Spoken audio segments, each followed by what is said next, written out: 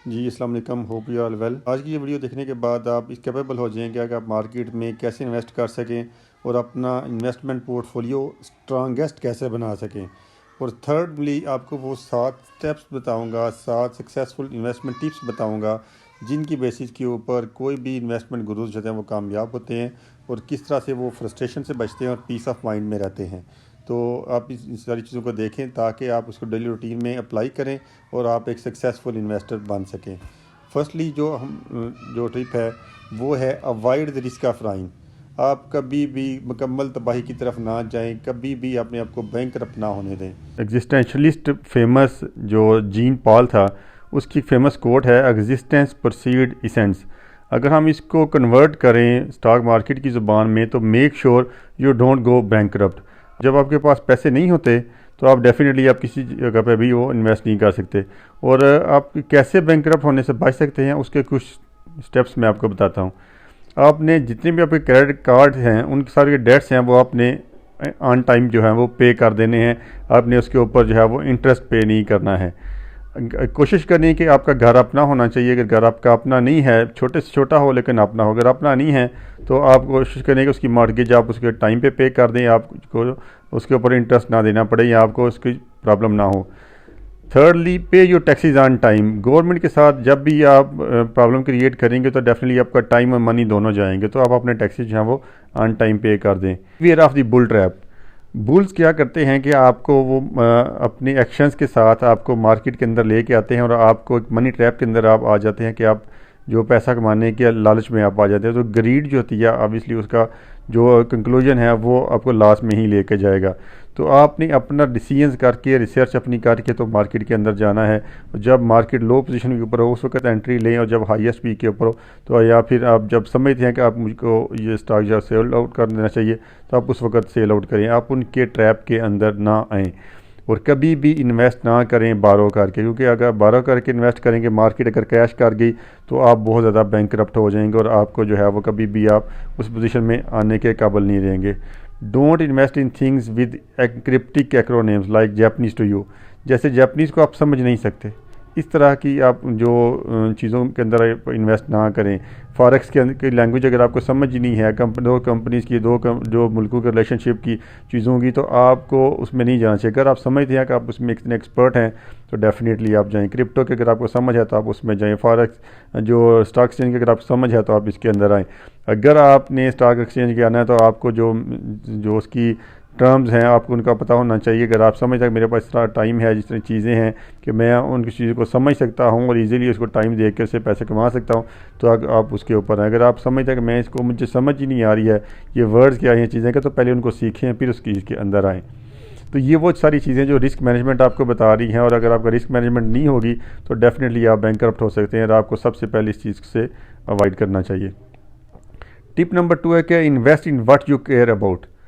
सबसे पहले आप अपनी कंपनी में, जिस कंपनी में जॉब कर रहे हैं, जो कंपनी के आप मालिक हैं, उस कंपनी के आप शेयर्स परचेज़ करें ताकि आप उसके साथ ऑनेस्ट हों और आप उसकी केयर कर रहे हैं, आप ताकि वो कंपनी ग्रो करेगी, डेफिनेटली आप ग्रो करेंगे। लेकिन ये सारा ये नहीं होना चाहिए कि आपके सारे के सारे आपके पैसे उसी कंपनी के साथ हों।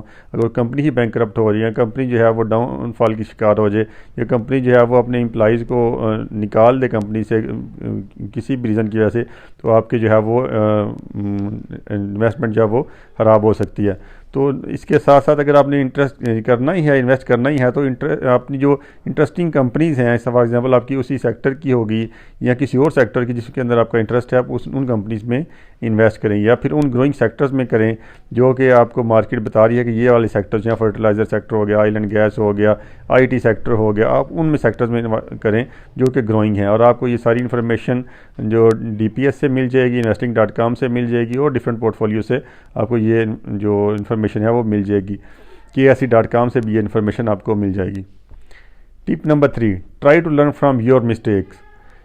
अपनी गलतियों से आप सीखें, क्योंकि मार्केट में मिनिमम से मिनिमम चांस होता है ओवर स्मार्टिंग का। अगर आप ओवर स्मार्ट हैं तो आपके पास चांसेस नहीं है रिकवर करने के।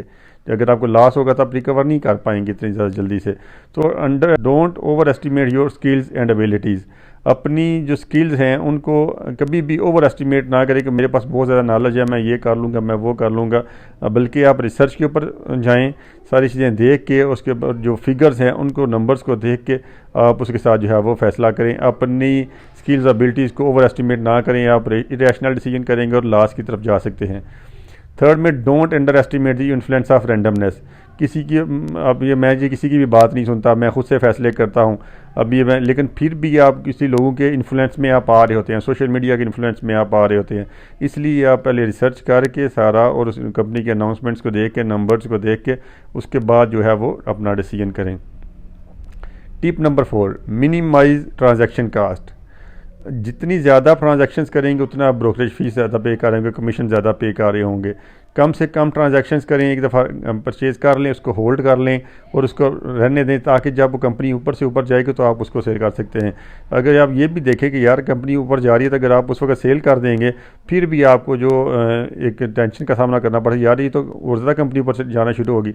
इसलिए आप अपने जो उसके सपोर्टिंग लेवल देखें, रजिस्टेंस लेवल देखें, उसको बाय करें और होल्ड करें एक टाइम के लिए, और अपना एक टाइम मुतय्यन करें, यार मैं इस टाइम तक इस कंपनी के इस इनिशिएटिव के कंक्लूजन तक मैंने इसको होल्ड करना है, तो उसके तक जाएं, ताकि आपको कमीशन कास्ट से बच सकें, ब्रोकरेज कास्ट से बच सकें।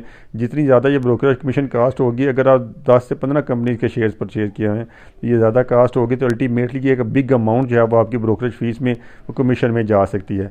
इसलिए अपनी जो ट्रांजैक्शन कास्ट है उसको कम से कम रखें, रैशनल होकर डिसीजन करें, जो डिसीजन करें उसके साथ स्टिक रहें, और ताकि जो है वो आपको अल्टीमेट बेनिफिट हो। Don't expect your stock to make your happy. Sometime it goes up and sometime it sinks. कभी भी ऐसा ना हो कि आप इतना ज़्यादा एक्सपेक्ट कर लेंगे, यार ये तो बहुत ऊपर जाना शुरू हो गया है तो मैं अब यह क्या करूं, कभी ये बहुत ज़्यादा नीचे जाना शुरू हो गया तो मैं करूँ। आप इससे बहुत ज़्यादा फ्रस्ट्रेशन के लेवल में आ जाएंगे और आपका नुकसान हो सकता है। अगर आपको फ़ायदा हो रहा है तो होता जा रहा है, और आप कह रहे हैं यार हो सकता है कल ये नेगेटिव चला जाए, तो आप इसको सेल आउट कर दें, हो सकता है अगले दिन फिर वो पॉजिटिव चला जाए, तो फिर आप फ्रस्ट्रेशन में आ जाएंगे, यार मैंने क्यों सेल आउट किया।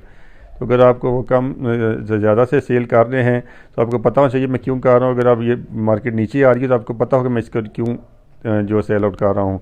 अगर मार्केट सिंक हो गया तो आप परेशान ना हो, 1 माह 2 माह या कुछ दिनों बाद वेरी नेक्स्ट डे भी ऊपर आ सकती है मार्केट। इसलिए परेशान ना हो, फ्रस्ट्रेशन का शिकार ना हो। स्टॉक मार्केट में आए हैं तो उसको मार्केट को समझ के होल्ड करके तो उसको आगे लेकर चलें, ताकि आपका लॉस कम से कम हो।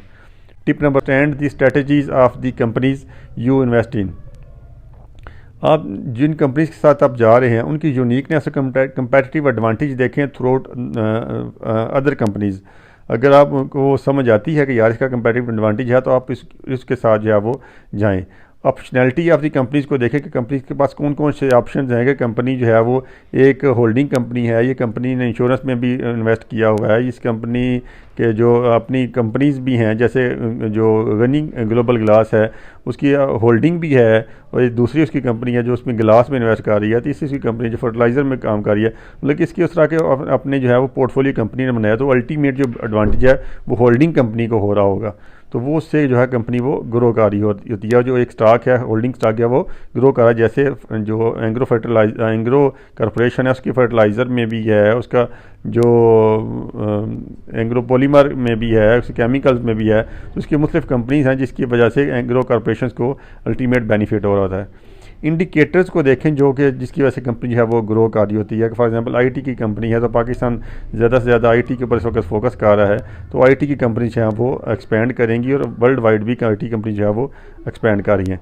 कंपनीज की अनाउंसमेंट्स को देखें, कंपनी क्या अनाउंस कर रही है, डिविडेंड्स अनाउंस कर रही है, राइट शेयर्स अनाउंस कर रही है। कंपनी अपनी जो ग्रोथ के लिए जो मुख्तलिफ प्रोजेक्ट्स जो है वो अनाउंस कर रही है।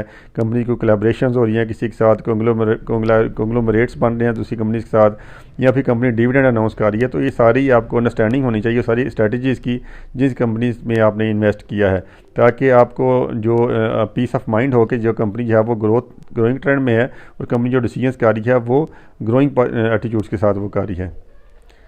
Tip number 7, make sense of companies numbers.